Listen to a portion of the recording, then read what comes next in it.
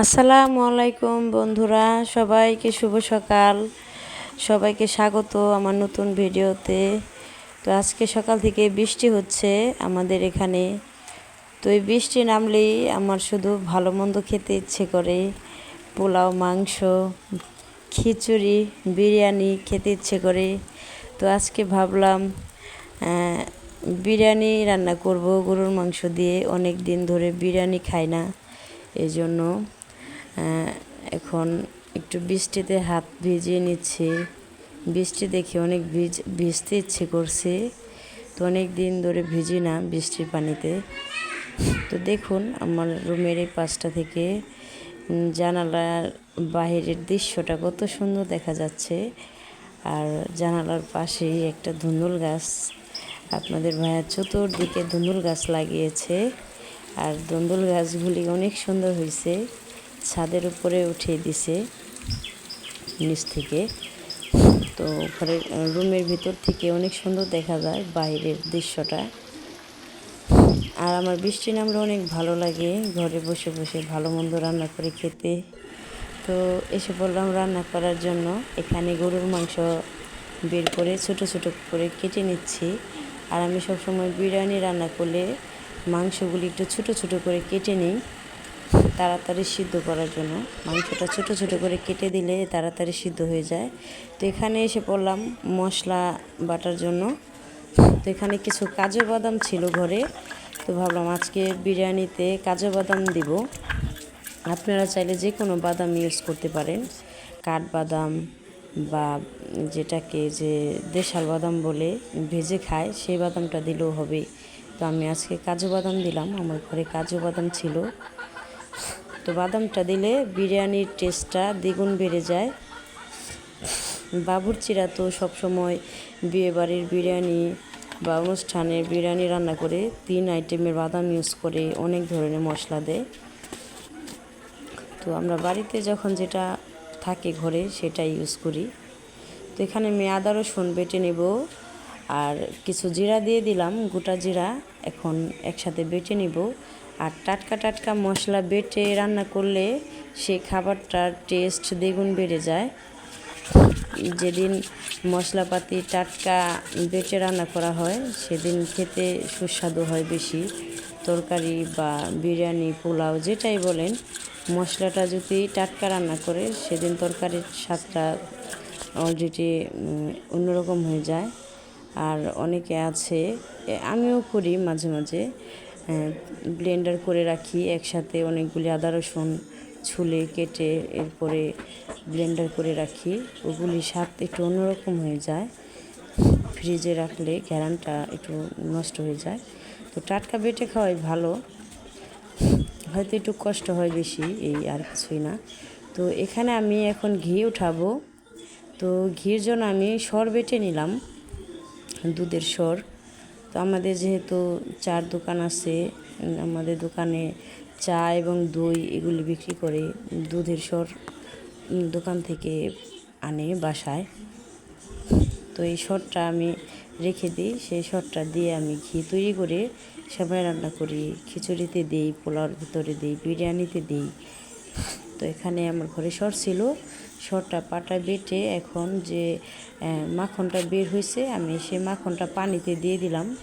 এখন পানিতে দিয়ে এটাকে হাত দিয়ে ভালোভাবে কষলিয়ে এরপর তেলটা বের করে নিতে হবে। এই পানির ভিতরে দেখবেন তেল ভাসবে, সেই তেলটাই চুলায় জাল দিয়ে এরপরে ঘি বানাতে হবে। তো আপনারা অনেকেই জানেন না যে কিভাবে ঘি তৈরি করতে হয়। আমি আজকে এই শর্টকাট দেখালাম। আরেক দিন ভালো একটা ভিডিও আপনাদের জন্য তৈরি করব, ঘি কিভাবে তৈরি হয় সেই রেসিপিটা শেয়ার করব আপনাদের সাথে। তো এই যে দেখতে পারছেন এখানে তেলের মতো বের হয়ে এসেছে, এই তেলটাই কাজে লাগবে। এটা একটা হাঁড়ির ভিতরে উঠিয়ে নিলাম। আর অবশ্যই দুধের সরটাকে পাটায় বেটে পানিতে দিতে হবে। পানিতে যদি না দেন, ওই পাটায় বেটে ওই মাখনটা জাল দিলে হবে না। অবশ্যই পানিতে দিতে হবে। পানিতে দিলেই ওই সরে থেকে যে তেলটা বের হবে, সেই তেলটাই কাজে লাগবে। এই যে তেলটাই এখন চুলায় জাল দিলে ঘি হয়ে যাবে। এই দেখুন আমি এখানে গ্যাসের চুলায় জাল দিয়ে নিলাম। তো এখন তেলটা জাল করে নিতে হবে একদম লো আছে। লো আছে, যত লো আছে আস্তে আস্তে জাল দিবেন ততই এর থেকে ফ্লেভার বের হবে আর কালার চলে আসবে। সুন্দর একটা কালার হবে, টকটকা সরিষা তেলের মতো কালার হবে। তো এদিকে আমার ঘিটা উঠানো হয়ে গেছে। আমি এই চুলায় আরেকটা হাঁড়ি বসিয়ে দিলাম। তো এখানে আমি আগে অল্প কিছু পেঁয়াজ দিয়ে পেঁয়াজ ব্রেস্তা করে নেব।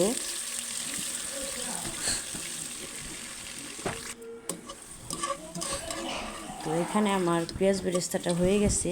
এখন আমি পেঁয়াজ বেরেস্তাটা উঠিয়ে নিব। এরপর এই প্যানের ভিতরে বিরিয়ানিটা রান্না করে নিব। তো এই তেলের ভিতরে আমি পেঁয়াজ দিয়ে দিব।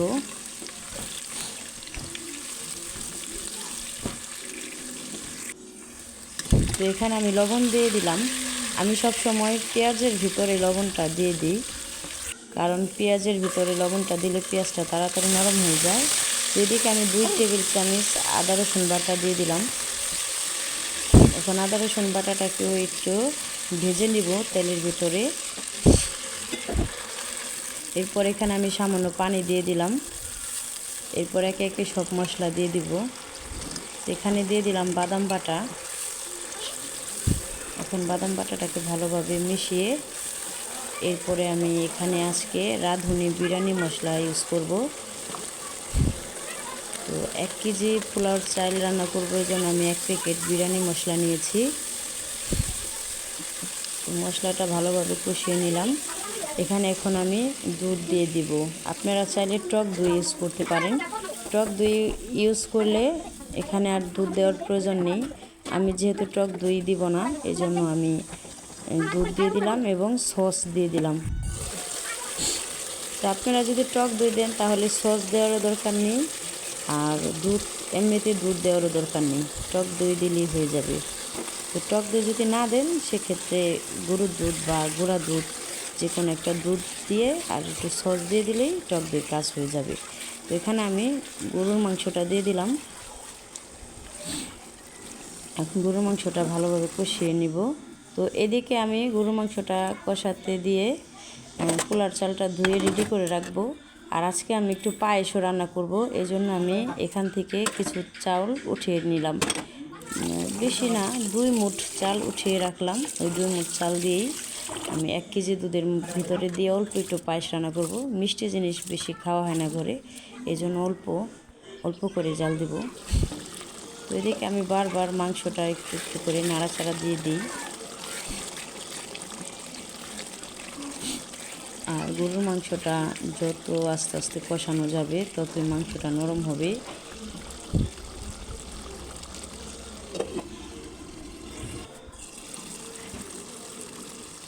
এদিকে দেখুন আমার মাংসের মশলাটা যত কষানো হচ্ছে ততই কালারটা সুন্দর হচ্ছে।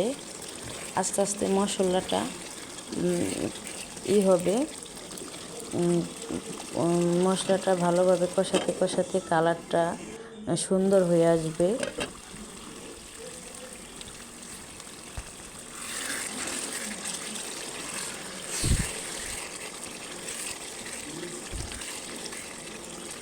তো একটু দেখুন আমার মাংসের কালারটা কি সুন্দর হয়েছে, আর মশলা থেকে তেল উঠে এসেছে। এই পর্যায়ে আসলেই বুঝতে পারবেন যে আপনার মশলাটা ভালোভাবে কষানো হয়ে এসেছে। তো দেখুন কি লোভনীয় একটা কালার হয়েছে। আমি কিন্তু এর ভেতরে বাড়তি কোনো মশলা দিইনি, হলুদ মরিচের গুঁড়া আমি কখনোই দিই না বিরিয়ানির ভিতরে। বিরিয়ানির ভিতরে মশলা দিলে আমার কাছে খিচুড়ি খিচুড়ি মনে হয়, এই জন্য আমি শুধু বিরিয়ানির যে মশলাটা সেটাই দিই, বাড়তি কিছু দিই না। বাড়তি দেওয়ার ভিতরে একটু দুধ বা সস এগুলি দিই, এছাড়া বাড়তি কিছু দিই না। তো এখানে আমি আরেকটু পানি দিয়ে মাংসটা আরেকটু কষিয়ে নিব।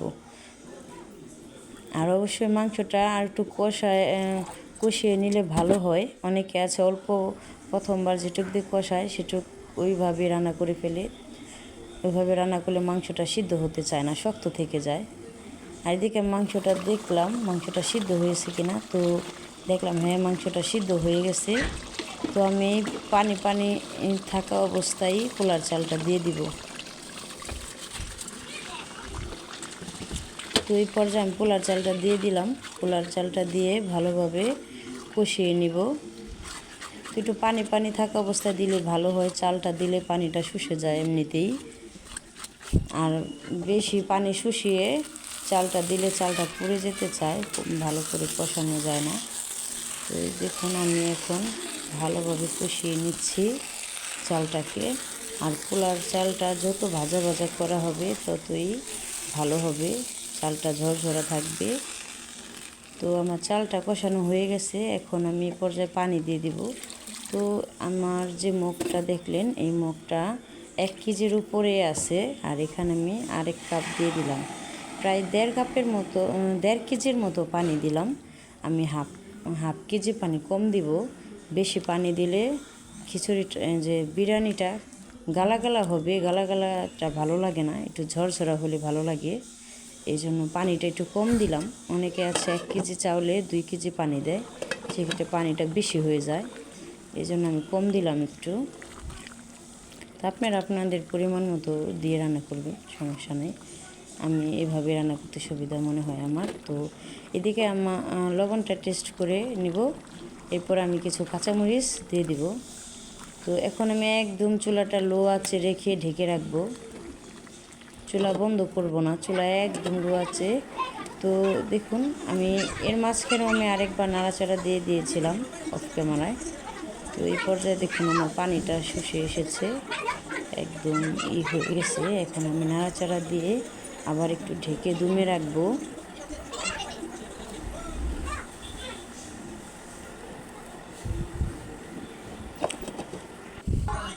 তো এখন আমি আরেকটু নাড়াচাড়া দিব। এখন আমি এই পর্যায়ে ঘি দিয়ে নাড়াচাড়া দিয়ে দিব। তো আমার ঘিটা দিয়ে দিলাম। আর আমি সবসময় ঘিটা লাস্টের দিকেই দিই। অনেকে আছে পেঁয়াজ মরিচ ভাজার সময় দিয়ে দেয়, ওই তেলের সাথে ঘিটা দেয়। আমি ঘিটা লাস্টে দিই, আমার কাছে এইভাবে রান্না করলে ভালো লাগে। এই লাস্টে দিলে ঘির ফ্লেভারটা থাকে, খাওয়ার সময় ঘির ফ্লেভারটা পাওয়া যায়। আর যদি শুরুর দিকে ঘিটা দেওয়া হয় আর ওই সময় আমার কাছে মনে হয় ফ্লেভারটা অন্যরকম হয়ে যায়। তো এই পর্যায়ে আমি পেঁয়াজ বেরেস্তাটা দিয়ে দিব। আমার বিরিয়ানিটা হয়ে গেছে, এখন আমি পায়েস রান্না করতে চলে আসলাম। এদিকে আমি একটা প্যানে দুধ দিয়ে দিলাম। তো এখন দুধটা বলক এসে পড়েছে। এখানে আমি 2টা তেজপাতা দিলাম, 2টা এলাচি দিলাম এবং একটা দারচিনি দিলাম। তো দুধটা বলক আসার পরে আমি পোলাওর চালটা দিব। তো ওইদিকে আমি চালটা দিয়ে দিলাম। চালটা দিয়ে অনবরত নাড়াচাড়া দিতে হবে। তো এখন আমি নাড়াচাড়া দিয়ে চালটা ভালো করে ফুটিয়ে নিব। আর এই পর্যায়ে এসে আমি মশলাগুলো উঠিয়ে ফেলবো। দারচিনি, এলাচি এবং তেজপাতা এগুলির কাজ শেষ, এগুলির গুণাগুণ শেষ। এখন উঠিয়ে দেবো। এইগুলির ঘ্রাণটা অলরেডি দুধের ভিতরে এসে পড়েছে, এখন আর প্রয়োজন নাই। এগুলি দিলে থাকলে খারাপ দেখা যায়, এই জন্য উঠিয়ে নিলাম। তো এখন আমি এটাকে ভালোভাবে চালটাকে একটু ফুটিয়ে ঘন করে নিব, এরপর চিনি দিব। তো এখানে আমি সামান্য একটু লবণ দিয়ে দিলাম। তো এই পায়েসের অনেক গল্প আছে। আমার যখন বিয়ে হয়েছিল আর 11 বছর আগের কথা, তখন একদিন আমি পায়েস রান্না করেছিলাম। তো সেই সময় আমি বুঝতাম না যে পায়েসের চালটা ফুটানো হয়ে গেলে চিনিটা দিতে হয়। আমি এখানে 1 কাপের মতো চিনি দিয়ে দিলাম। তো আপনারা আপনাদের মিষ্টির অনুযায়ী আপনারা কে কেমন মিষ্টি খান ওরকম দিয়ে নেবেন। তো তোমার এখানে হয়ে গেছে, নামিয়ে নিলাম। তো আমি বুঝতাম না, চিনিটা আগে দিয়ে দিয়েছিলাম দুধের ভিতরে চাল দেওয়ার আগে। তো তখন আমার পায়েসটা নষ্ট হয়ে গেছিলো। তো পায়েসটা আর খেতে পারি নাই, চাল ফুটে নাই। এখন রান্না করতে পারি। পোলার চালটা আগে দিতে হয়, আগে দিয়ে ভালো করে ফুটিয়ে এরপরে চিনিটা সবার লাস্টে দিতে হয়।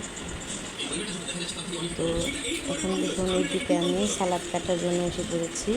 আর আমি হালকা একটু ডিজাইন দিয়ে দিলাম কাঁটা চামচ দিয়ে।